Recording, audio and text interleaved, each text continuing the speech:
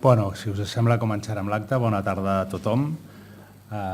Estem benvinguts al Col·legi d'Arquitectes, que a la quarta conferència del cicle EUROPA sobre l'estat de la qüestió de l'arquitectura i la crítica a Europa, que està comissariat pel Moritz Küng, que està aquí al meu costat. Ens acompanya el Moritz Küng, que és el primer d'allà, i el José Zavala. Ara li passo la paraula al Moisés. Hola, buenas tardes y gracias por venir otra vez a esta convocatoria. Bueno, como ya aquí hayáis venido a otras conferencias, de lo que se trata aquí es de presentar no solo la arquitectura que se está haciendo en Europa, sino también de otra gente que desde otras disciplinas nos expliquen de qué va toda la cosa, ¿no? Hemos tenido ya 2 arquitectos, hemos tenido un crítico de arte y esta vez pues tenemos un comisario, editor, que aunque está enfincado en Barcelona, pues trabaja básicamente en Europa, que es Moritz Küng. Y en esta ocasión pues presenta José Zavala, con quien ha trabajado en varios proyectos y bueno, todos lo conocéis, exdirector de COAC y arquitecto. Y ahí os lo dejamos.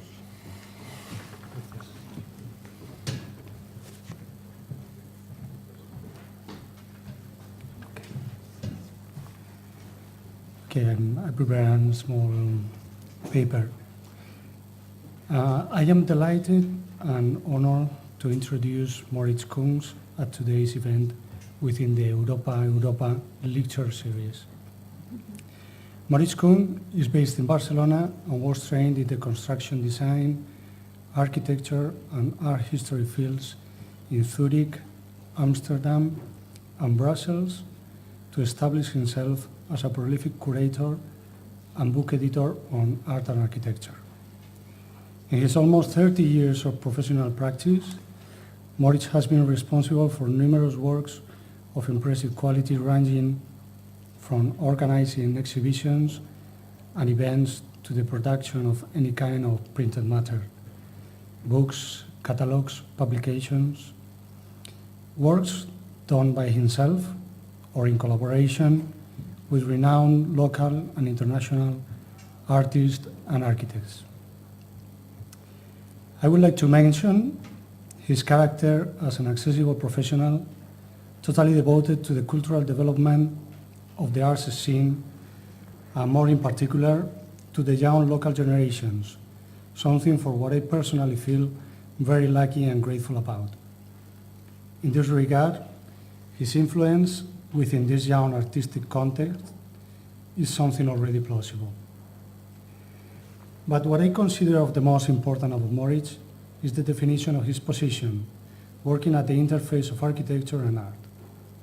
In general terms, this position is especially meaning today, within a world dominated by constant debates and conflicts related to physical and cultural boundaries. In this sense, his practice would be that of a dynamic middleman or mediator in continuous movement between these two fields. From my point of view, as an architect, Moritz's position recalls the necessity to update the discourse on the nature of architecture related to contemporary art. Today, architecture is conceived in the popular and professional realm, alien to the artistic production within a context populated by the quantifiable and accountable, profit and benefit in the short term, a nostalgic political discourse charged with cultural oblivion. Skilled individuals like Moritz Küng have the potential to communicate and incorporate the benefits of the artistic production for architectural implementation and social growth. I will also say that Moritz's main tool to mediate is the artist's book. And wondering with what follows, I think about book typologies dealing with the space between art and architecture boundaries in a no man's land, fascinating territory of book content ready to be discovered. This evening, and thanks to this lecture, we have the opportunity to broaden our notion about architecture books. Thank you, Jose.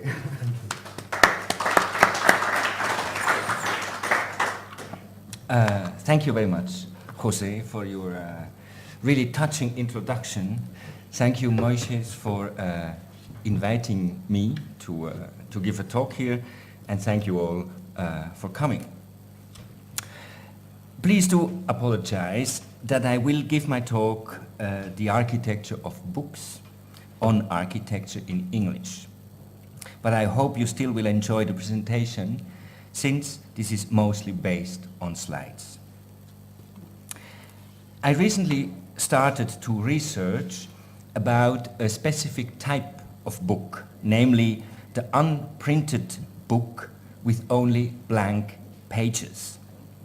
The deeper I went, the more revealing the topic seemed to be. During this still ongoing research, I further expanded the theme with books one literally cannot read, which led to the following typologies. Books that are based on or represent blank pages, books printed tone in tone, let's say white on white or black on black, books appearing as dysfunctional objects, books containing deconstructed or mutated texts, books that are exclusively based on one single text, note, or illustration that is continuously repeated, and books that only refer to themselves as a tautological object. So far, I have established a list of more than 140 titles that includes more than 40 books entirely based on unprinted pages. Within this seemingly restricted study, the blank book serves as a parenthesis and stands for both the concepts, the very beginning, the pure and virgin hypothesis, and ending, the inevitable and final conclusion of a thought or idea. Or, as the artist, critic, and publisher Michael Gibbs stated once, blankness is as such a state of mind as it is a material condition. As such, it can be depictive, hallucinatory, intentional, poetic, or spiritual. It can be legible and illegible, present or absent, perfect or imperfect. But it is never empty. By way of introduction to my talk, I will show you first 5 examples of so-called blank books. And it is just to make you aware how rich contemporary publishing and bookmaking can be. Herman de Vries, Wit, White, published by Sedele Editions in the reprint collection Brest 2014. Here you see a typical spread from the 3rd version, 2nd edition of Dutch artist Herman de Vries' seminal conceptual book, blank book that counts 358 pages. It was originally conceived in 1960 as a 20 pages booklet in a print run of 120 copies. It contained nothing but a short poem in 4 languages on page 4, celebrating the everywhere-ness of the color white. I quote, Wit, wit is overdaad. Blanc est surabondance. White is superabundance. Weiß ist übermäßig. Wit, wit, wit is overdaad. The text was printed in a very bright and almost white ink. A year later, he published a 2nd edition in an equal print run. Again, 1 year later, in 1962, de Vries made a 2nd version based on 200 blank pages, but only in 5 copies. It contained 4 white collages by the artist and an introduction by the poet J.C. van Schagen, itself completely blank. A second revised edition of this second version appeared in 1967 as a pocket-sized volume in a print run of 500 copies. The only printed elements were the artist's name, the title Wit, Weiß, and the publisher's name on the cover, the word Introduction, and the name of its author on the very first page, and the colophon on the final page. In 1980, a third version was published in a larger format and with more blank pages, 358 in total. The original title, Wit, is here translated into English, Japanese, and Sanskrit, with a word that means white in the sense of bright, pure, and immaculate. The body of this book remains completely white, and titles and paratext appear on a detachable banderole. The inside flap contains a brief statement in 3 languages, Dutch, English, German, initially dating back to the 1962 edition, stating that this book incorporates all aspects of reality. Of a previewed print run of 5,000 copies, only 100 have been printed. And finally, in 2014, appeared an unlimited edition of the 1980 version, with the only addition being the French translation of the statement on the inside flap of the banderole and an additional bookmark that recalls the entire story of this book. Very boring, isn't it? The official government nuclear survivors manual. Everything that is known about effective procedures in case of nuclear attack. Edited by Bill Adler and published by Farrar, Straus and Giroux, New York, 1982. This unprinted book has a dust jacket containing the title that only refer to the fact that we have absolutely no clue about the consequences of a nuclear fallout, and therefore the book remains blank. In addition, the back cover shows a black and white photograph of a mushroom cloud. Inaki Bonilla's The White Book, edited by Willem Roger and published by Roma Publications in Amsterdam, 2002. This volume of 896 blank pages contains towards the middle 8 black and white photographs of different authors, friends of the artists, that depict the very book in various ways and circumstances. Open, closed, against a black font, on a wooden shelf, from the side closed and open, frontal from the top, and even falling onto the ground. Various blank pages, edited and published by Doro Boehm and Eric Baskauskas, Chicago, 2009. This example of a blank book is rather a tribute than a self-referential object. It reproduces in color 28 double pages out of books originally made by Ed Ruscha, known for his iconic small books as 27 Gasoline Stations, Some Los Angeles Apartments, or Various Small Fires, all published in the early 1960s. Here only those pages are reproduced which remained blank in the original books. This tongue-in-cheek facsimile reprint is faithfully mimicking the now classic format of Ruscha's artist books. Perfect Magazine #1, edited and published by Matthew Copland, London, 2003. This is my last example of blank publications, but it would be thrilling to continue this, as well as the first and only issue of this magazine that is printed in white against white pages. Considered as a counter magazine, as well as work of art and a group exhibition, it includes contributions by some 46 influential artists and authors, among them Gilbert and George, Lawrence Wiener, Daniel Buren, or Keridwin Evans. Although printed, the texts and illustrations are, even against the light, almost invisible. It's evident by now that all those examples are so-called artist books. But what is that exactly, an artist book?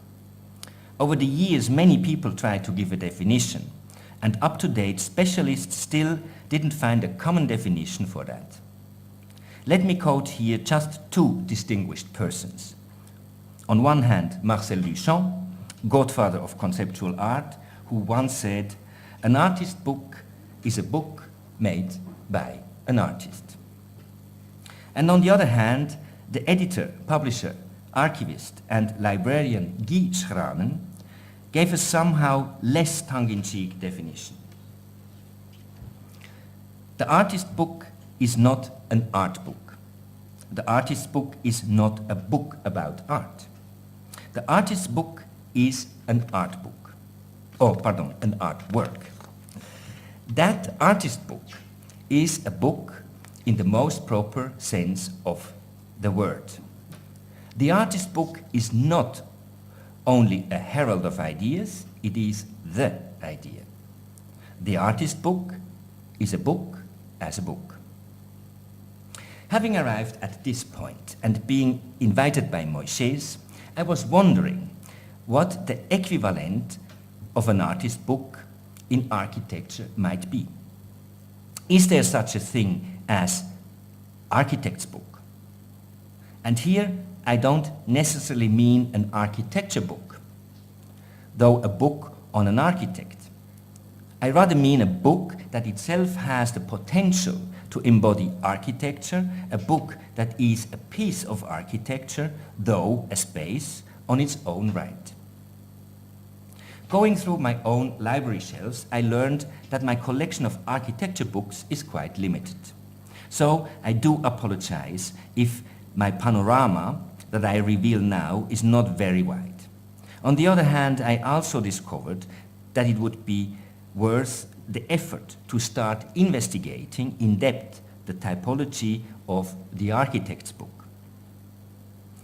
This said, there is indeed a recent published book edited by the Portuguese André Tavares entitled The Anatomy of the Architectural Book that examines approaches to structuring, constructing and designing architecture books and traces how they have changed over time. Through 7 themes, texture, spread, sequence, structure, scale, material and trade, Tavares analyzes the material qualities of a wide range of books, drawings, ephemera, and assesses these dynamics and intersections. But the anatomy of the architectural book limits itself to the period of the rise of the industrialized book between the late 19th and the early 20th century.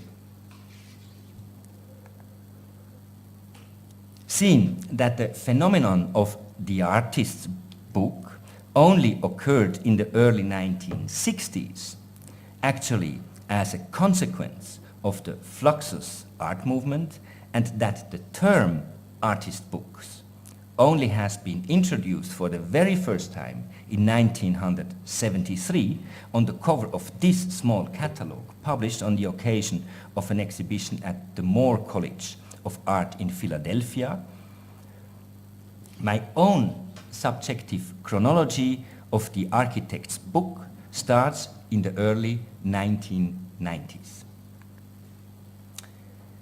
Here you see 2 spines of 2 books that couldn't be more contradictory.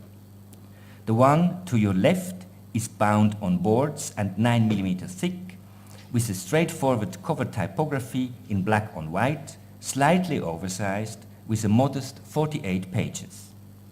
The other one is a case-bound with a silver leather imitation, 76 mm thick, with embossed titles and a vast amount of pages, 1,344 in total. To my knowledge, still the most massive compendium on an architect. No need to say that those books are from two, at least by now, star architects, the Swiss Jacques Herzog and Pierre de Meuron and the Dutch Rem Koolhaas. Both of the books can be considered as landmarks in architecture publishing.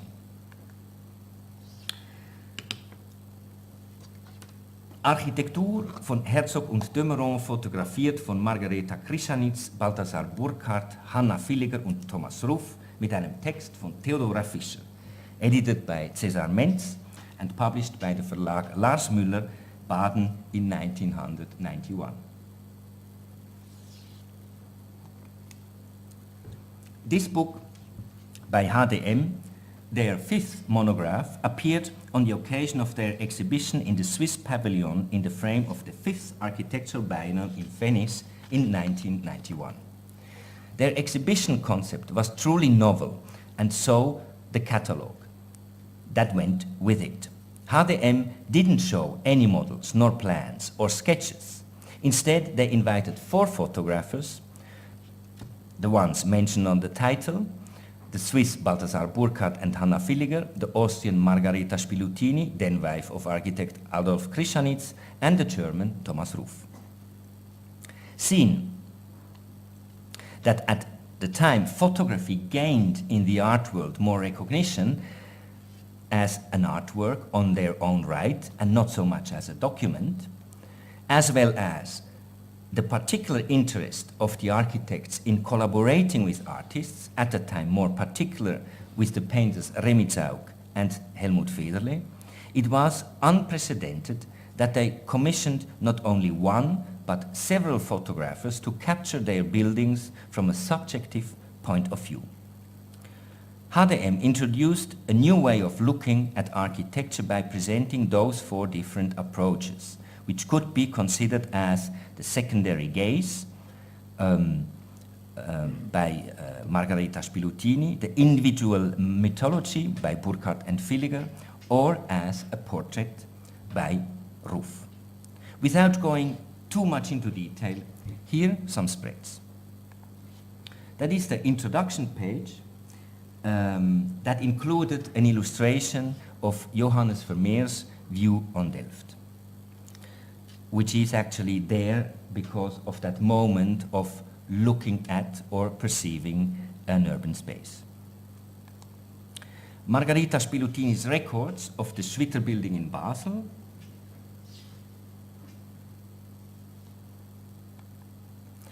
Balthasar Burkhardt's Diptychon on the Ricola warehouse in Riehen,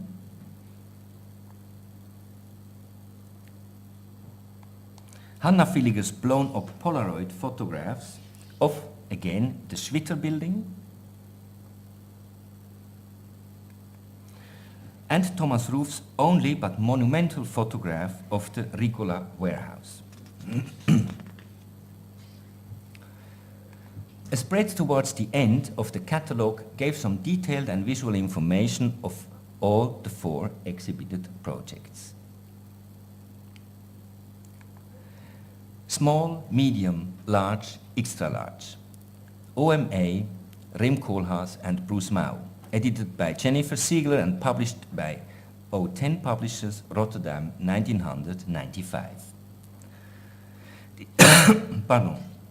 This is a compendium of the career of the Dutch architect Rem Koolhaas, written by himself and designed by the Toronto-based graphic designer Bruce Mau. Bigness is ultimate architecture. The author reassures us in one of the several provocative essays collected here, and he seems to believe bigness is also ultimate publishing. As stated on the back cover, this massive book is a novel about architecture as a free fall in the space of the typographic imagination. According to the book's title, projects and essays are arranged accordingly to scale. It combines manifestos, diaries, fairy tales, travel logs, and meditations that are juxtaposed with violent news photos, pornographic outtakes, cheap advertisements, fine art reproductions, and infographics statistics. A dictionary runs in the margins throughout. Words from abolish to sum ratio or ad infinitum to zillion are commented on in a high-low mix of quotations by authorities ranging from Charles Baudelaire to Arnold Schwarzenegger. The book includes fewer than 20 executed schemes since the founding of the firm OEMA in 1974. Among them, the small, iconic Villa d'Alva in Paris from 1991, the medium Municipal Art Gallery Rotterdam Kunsthal from 92, and the large Lille Grand Palais from 94, all depicted by the Dutch photographer Hans Weerleman, famous for including a giraffe during the shoot of the Villa d'Alva in Paris. Compared with Herzog de Meuron's elegant and sparse catalogue, this lavish production seems closer in spirit to, and I quote here, the New York Times, the deluxe boxed CD sets of an aging 60s rock star. Let's have a look at some of the spreads. A reproduction of the original edition, The Delirious New York, first published in '78 and running over 20 pages in the new book. Villa d'Alva by Hans Weerleman with that giraffe I mentioned. A spread on exhibitionism and spectatorship.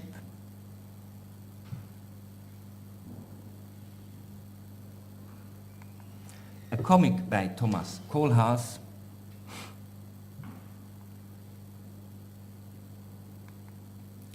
A project for the Spoi, that's a place in The Hague.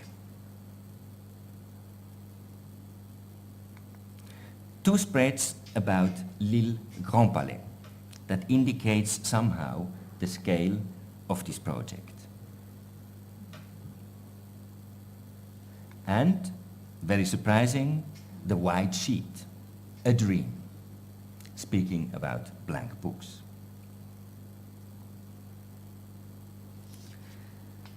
Nearly 10 years later, Kohlhaas intensified his previous exuberant book concept with content that exalted beyond any aesthetic criticism. Here, just some of the spreads that I leave uncommented. You see the Seattle Library,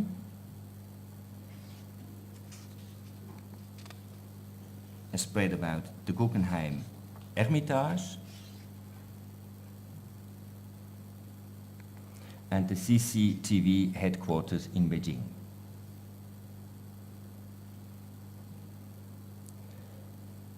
At this point, I would like to show you 4 examples of what I would call architect books.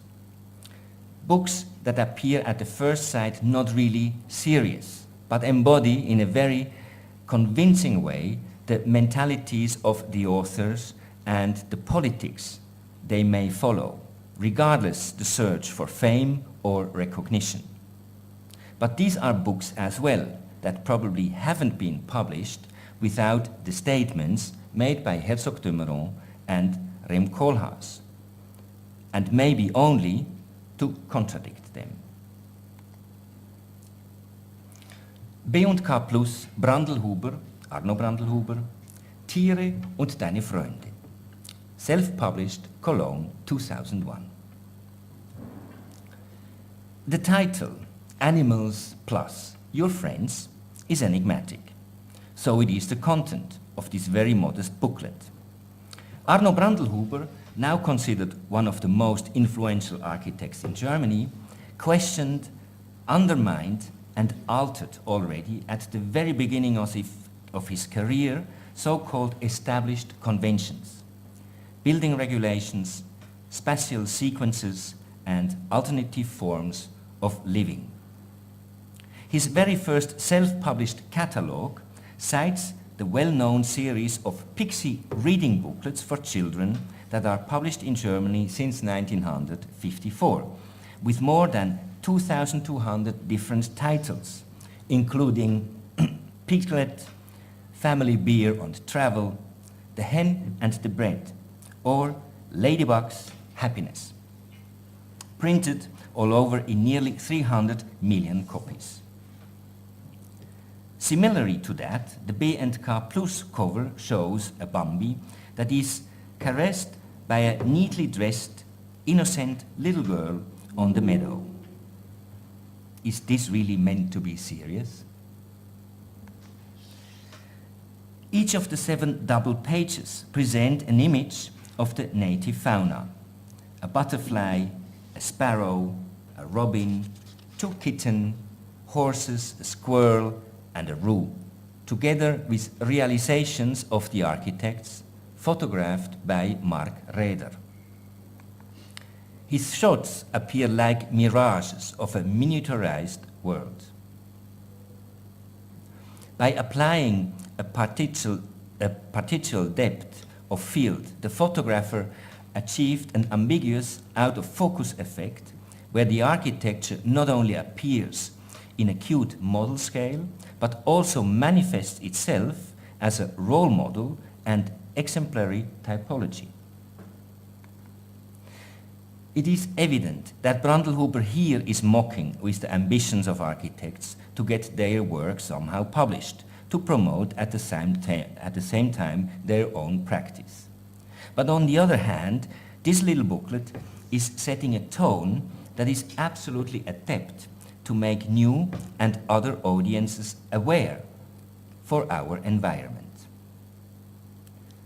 A comparable complexity, although more self-destructive, can be concluded with the next example of an architect that couldn't be more different than Brandlhuber.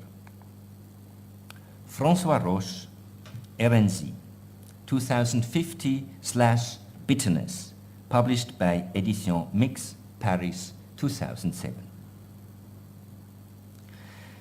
This small book appeared in the frame of the exhibition I've Heard About, a flat, fat, growing urban experiment that François Roche and his partner Stéphanie Lavaux realized at the Single in Antwerp in 2006. The architects presented an urban legend or utopia of a self-awakened and independently growing biostructure. The city is developing itself according to heterogeneous, diverse, but as well opposing scenarios that deny the idea of a predictable and controllable structure.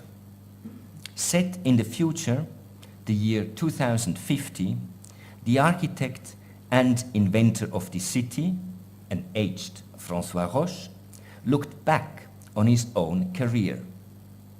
Bitter, frustrated, mocking, angry, lyrical, and also sad, since his work never really was understood by anybody. Interpreted by a well-known Flemish actor and recorded on video, this 12 minutes long performance has been converted into a publication that contains, next to 26 film stills, the architect's monologue in French and English. Here, an excerpt. Let me have some water first.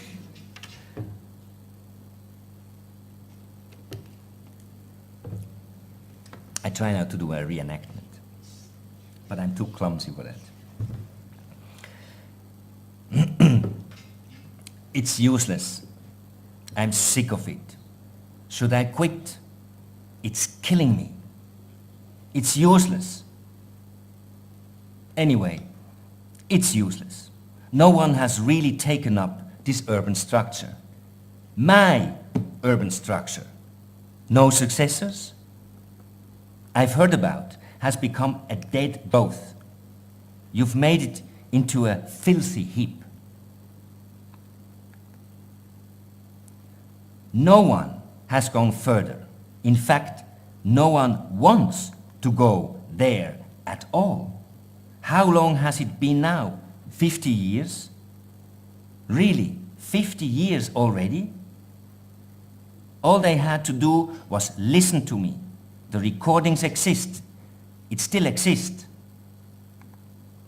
I hear myself experiencing what I might have been, what could have happened if it weren't for this bunch of alienated crétins that you there, right in front of me, were so willing to identify with.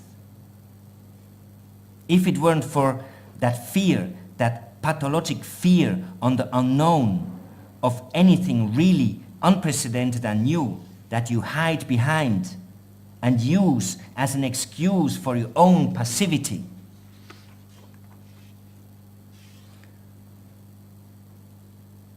On the very last page, we see the real François Roche, a sexually indifferent avatar of himself. After all, this publication shows a highly complex psychogram of a visionary architect. The video ends by the statement: "Do me this favor, at least, burn it all. Don't keep a single sentimental souvenir. My last will and testament is to burn it all. I don't want to leave anything to the world, to this world."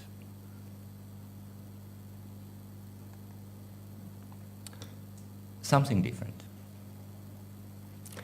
Junja Ishigami, Plans and Architecture, self-published, Tokyo 2008.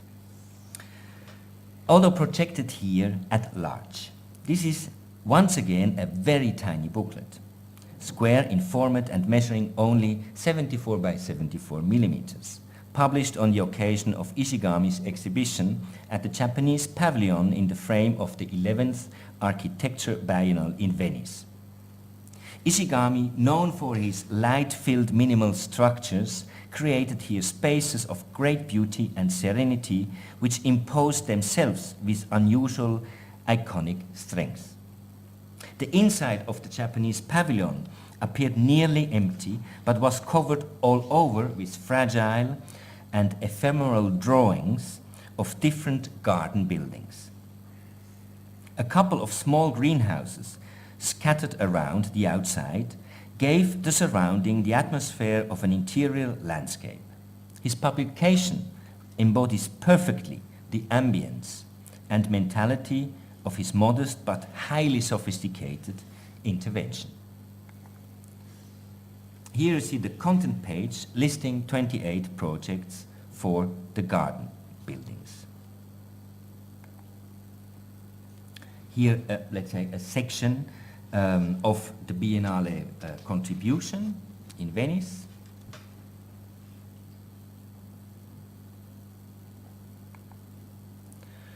A spread with a project entitled Forest City.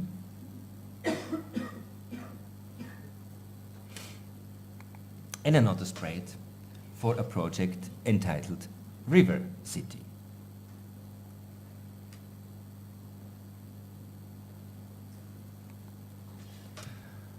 E2A, Piet Ekert und Wim Ekert, Leise Formen, published by Park Books, Zurich, 2014.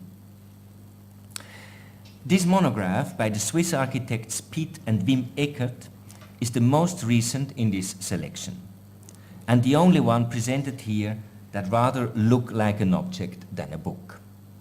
Printed in black and white on thin cardboard, it is cold-bound and has an open spine.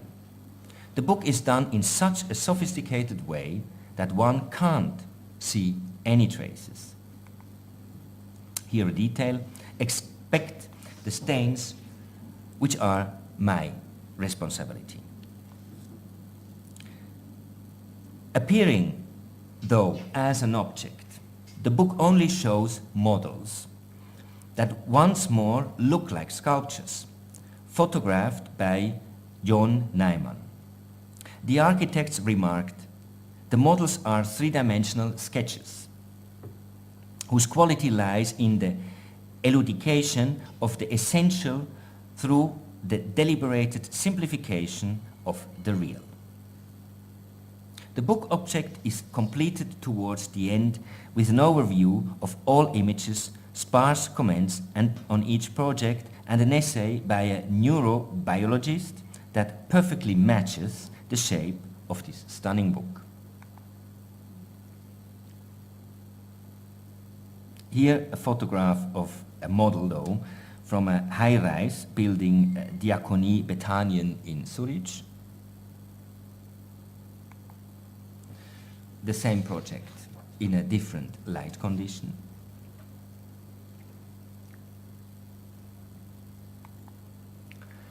An apartment building in Zurich.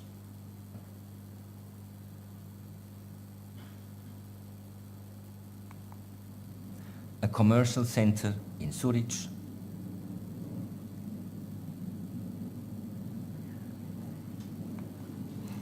Center for Hearing and Speech in Zurich.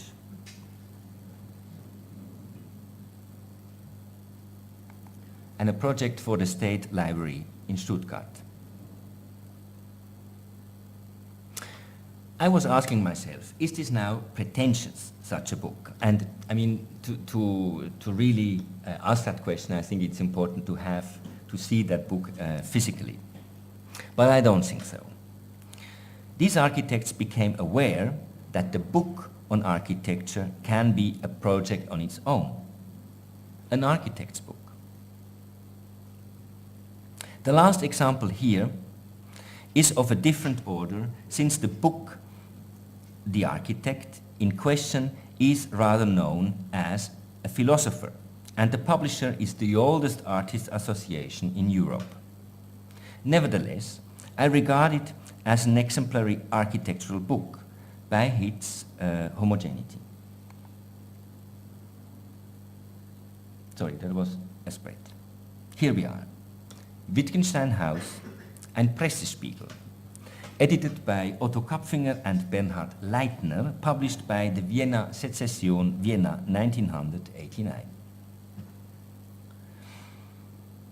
The extraordinary house that Ludwig Wittgenstein built together with the architect Paul Engelmann for his sister Margaret Stornborough in 1926 was for a long time totally overlooked by professionals.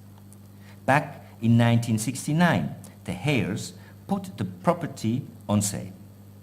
One of the most iconic buildings of the modern era, hidden behind bushes and so far unseen by a larger public, was threatened to be demolished and to make room for a new hotel due to political ignorance.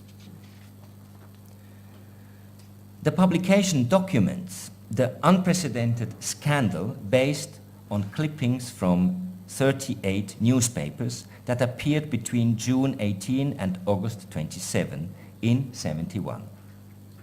The book is almost not designed, and the documents simply laid out in an unconscious manner against a dark font. Here first, a content overview where all those 38 newspapers are listed. And then you have on each page on the right-hand side a clipping from a newspaper. Here, the liberal newspaper Die Presse in Vienna that published first an article. A clipping by the tabloid Neue Kronenzeitung. A clipping from the socialist newspaper Wiener Zeitung. The yellow press newspaper Kurier, where you see actually that gigantic hotel that should span the existing villa of Wittgenstein. And at the end, a fold-out of a large article entitled Tractatus Architectico Philosophicus by, again, Di Presse. As said, strictly spoken, this catalogue is not an architecture publication, but the editor Bernhard Leitner gave in his foreword a very apt definition. Following the events between June and August 71, the scenes were cut out as in front of a camera. It should be a non-assembled short documentary, without any author, but maybe with a script that goes beyond the occasion. This would bring me to part 2 of my talk, in which I intended to present not necessarily architect books, but rather catalogues that are made and designed with extreme care and that would show different typologies in bookmaking by, be it only based on plans, technical drawings, photographs or sketches. But this is up to you to tell me if you want to hear more about 5 other books. What do you think? Yeah, so we continue? Is not too boring? No? Okay. So, Typen, ein Raumatlas. Edited by Kuhn Malvezzi et al. And published by Displayer, HFG Karlsruhe 2012. Similar to the publication on Wittgenstein, the book that Wilfried Kühn edited, and I think I just learned that he will come to give a talk here as well, that he edited together with the students from the HFG Karlsruhe, is a compilation too, not of public opinions, but of building typologies. The layout is equally straightforward, if not to say cool. In 15 different chapters, 64 referential buildings have been listed, each represented by a newly drawn section and floor plan. Without any comment or statement, this publication offers a subjective but objectively appearing beautifully and with great care designed overview of typologies. In short, an atlas of space. Here, 15 examples of different typologies. Type models. The Parthenon by Phidias, 447 before Christ. Athens. That's actually the caption. Central building. Home of the Gardener by Ledoux, 1789. Ideal city, Chaux. Hall. Nationalgalerie by Mies van der Rohe, 62, Berlin.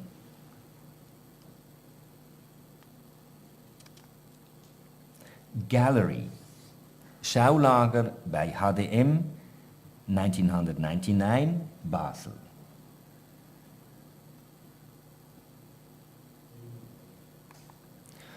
Enfilade.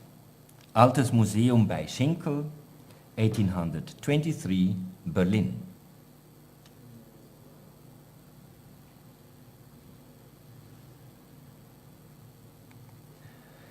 Daylight. Studio of aux Enfants by Le Corbusier, 1922, Paris.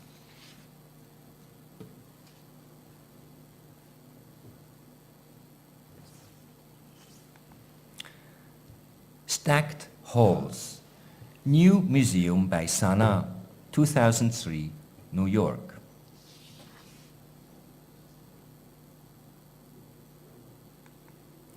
Passages.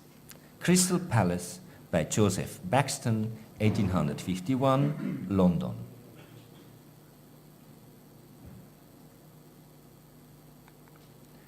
Enfilade Galleries. Rickhallen of the Hamburger Bahnhof, Flick Collection by Kuhn Malvezzi, 2004, Berlin.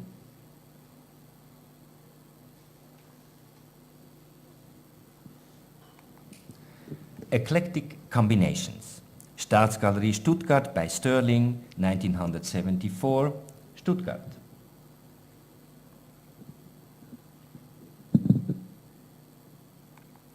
Pavilion. Sonsbeek by Gerrit Rietveld, 1955, Arnhem.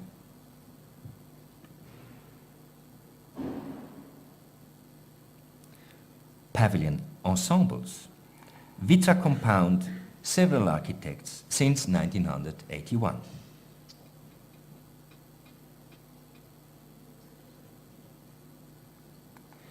Scenic room idea. Barcelona Pavilion by Mies, 29, Barcelona.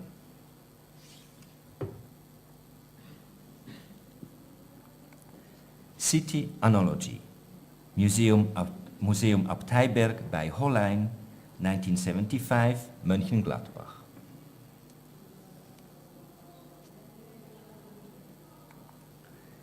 And finally, Constructed Manifest.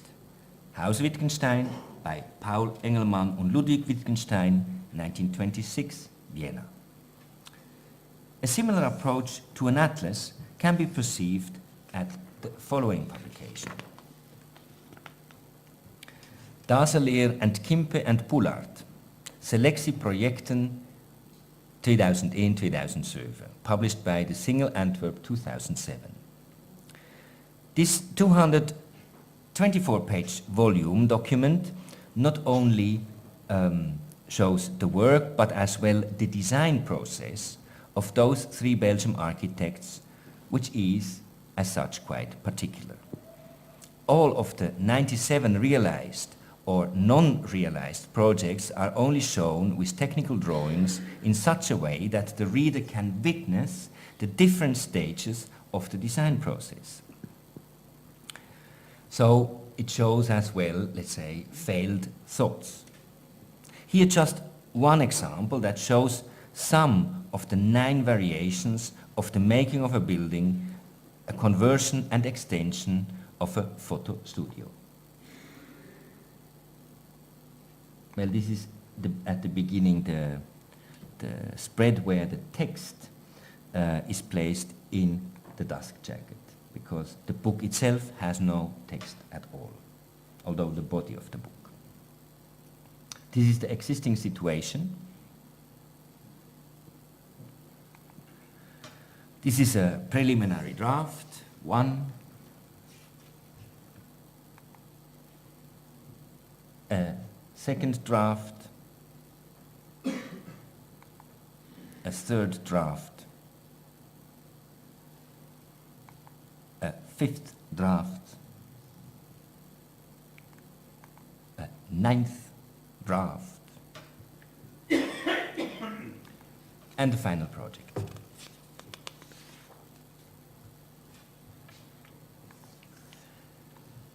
Walter Niedermeyer, Katsuyo Seshima, and Ryue Nishizawa Sana, published by Hatje Kantz Ostfilden 2007. The Italian Walter Niedermeyer, acclaimed for his monumental, severe but oscillating landscape photographs of the Dolomites, is highly respected by the Japanese architects Sana. On the occasion of their duo show, again at the Single in Antwerp, 10 years ago, a catalogue was published that not only depicted 11 realizations of the architects, all photographed by Niedermeyer in his genuine ephemeral style, but also included some of his landscape photographs as juxtaposition. Lavishly presented, the book is breathing an air of whiteness or nothingness, somehow the trademark of the architects. Here, 2 different cultures and mentalities met, and the book became, therefore, the perfect mediator and vehicle. The first picture in the book is a view of the office of the architects. Then it is structured by projects. So this is the opening page for the Kanazawa Museum, Contemporary Art Museum in Kanazawa, with on its back of a shortened page the text and the plans. Then an outside view. One of the inside views.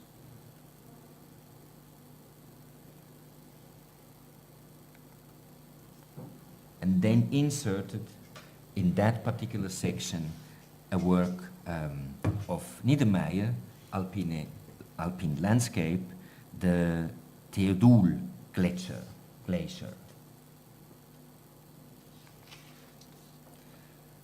Another project of those 13, the Morayama house, the title page. On the back of this shortened paper, again, text and plan. Here a diptychon that is taken during the construction, which has actually, the title here of the photographer is not related to the architect, so it is considered as another type of work for him.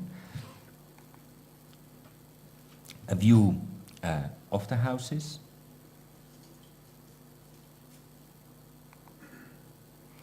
And once again, an anonymous construction inserted in the book by Niedermeyer.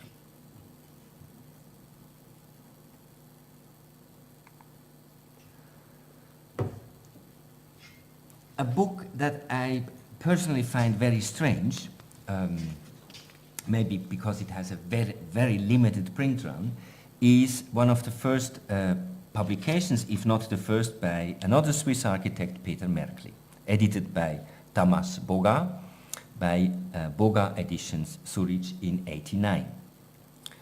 The Swiss self-taught architect Peter Merkli is known for his extremely pragmatic and rough style of constructing. This handmade, photocopied book bound on boards shows prominently the very poetic appearing sketches of the architect that are in great contrast to his brutalism's buildings, some of them shown at the annex towards the end.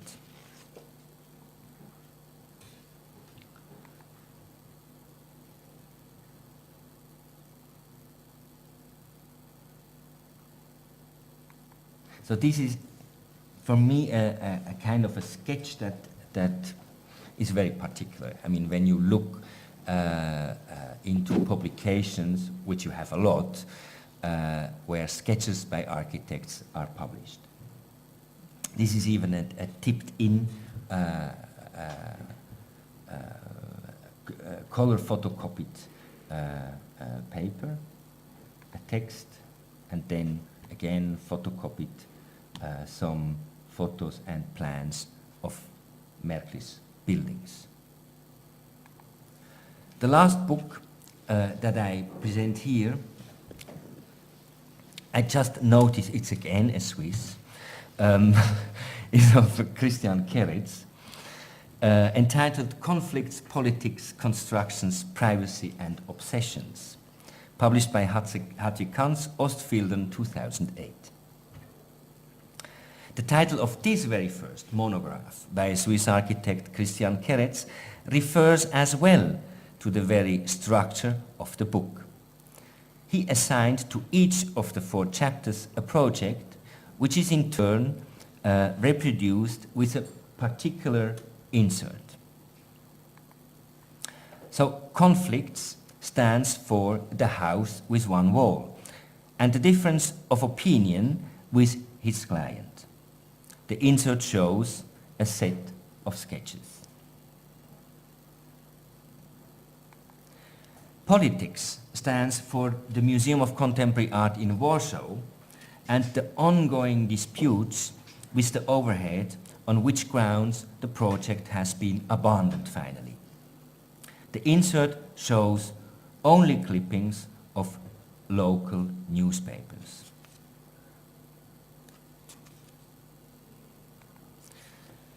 Construction stands for the acclaimed and awarded school building Leutzenbach in Zurich, which has indeed a stunning engineering concept. The insert only shows very abstract appearing construction plans.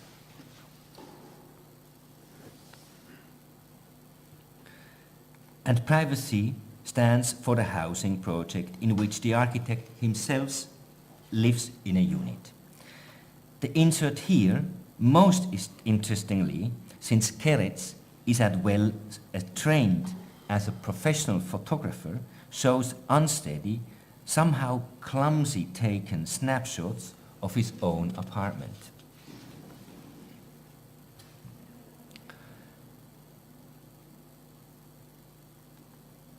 Oh, wrong.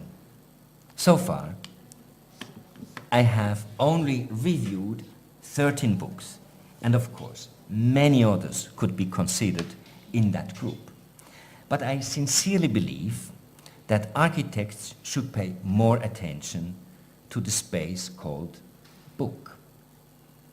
To conclude, let me once more read the quote of Guy Schranen, but now with the term artists and art replaced by architect and architecture. That goes as following. The architect's book is not an architecture book. The architect's book is not a book about architecture. The architect's book is architecture. The architect's book is a book in the most proper sense of the word. The architect's book is not only a herald of ideas, it is the idea. The architect's book is a book as a book. Thank you.